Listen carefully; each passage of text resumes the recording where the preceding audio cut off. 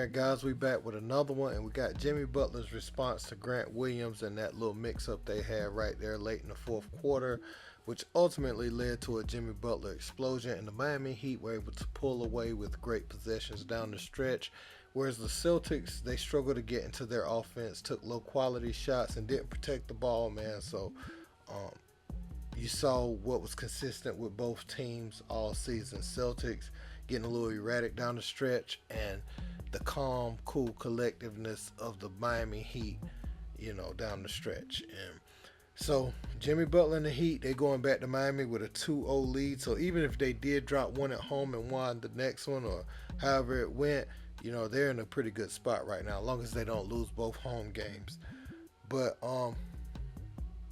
Jimmy Butler has responded to that little incident with himself and Grant Williams, and while he was complimentary of Grant, he did say it fueled him, and he said that Grant definitely wasn't the answer to try to put on him. Here's what he had to say. Check it out. Well, listen, a lot of people are going to think it's over, but Boston's been a lot better on the road than they have at home. And remember last year's Eastern Conference Finals, the road team won 5 out of 7. Yeah, but there's a lot of faith growing in that Heat locker room, led by the guy who was just speaking with Allie. It's going to be a long. Jimmy, before you got up here, we've been talking about Grant Williams, and Bam even suggested that you occasionally start things like that to just kind of get yourself going. Can you tell us what happened in the moment there, and did it fuel you down the stretch? Yes, it did, but that's just competition at its finest. He hit a big shot, started talking to me. I like that. I'm all for that. It makes me key in a lot more. It pushes that will that I have to win a lot more, and it makes me smile. It does. When people talk to me, I'm like, okay, I know I'm a decent player if you want to talk to me out of everybody that you can talk to. But I don't know. It's just competition. I do respect him though. He's a big part of what they try to do. He switches. He can shoot the ball. I just don't know if I'm the best person to talk to. So Jimmy, Grant wasn't the answer, was he, to the Jimmy Butler problem? He wasn't. That's what the end of that post game was about. That's what you're referencing. That's not what it's about. So Jimmy gave everybody a glimpse into what it's like and how that gets his competitive juices going. And there's nothing wrong with some good old healthy trash talk, especially when you in a series you've seen a team so many times with a lot of the same parts on said team. Over time, it's going to get a little chippy if both teams care about winning. Now, I would have thought it would have been Marcus Smart who would do more of it, because it seems like his intensity as a player and Jimmy's intensity, it would be good. They could distract each other a little bit better. Someone like Grant Williams, like he's a great defender too. And I like to credit Grant Williams for last year in the playoffs when Jason Tatum and those guys was guarding KD. Grant Williams was the other body that would come in, and he got some blocks on KD and stopped KD. But that even shows the difference between KD and a Jimmy Butler. Now, people talk about how all-time great KD is, and he's an all-time talent. But as far as crowding him, getting up under him, being physical, if they're not calling that rip-through move sometimes, if KD's jump shot isn't falling, he struggles to get quality looks at the rim, and you could really make him uncomfortable like they did when he was with the Nets last year. Whereas someone like Jimmy Butler, you kept hearing Reggie Miller during the telecast, you heard him fawn over like his shoulders and saying that, he's able to, when he beats his man, he's able to use his shoulders to create separation.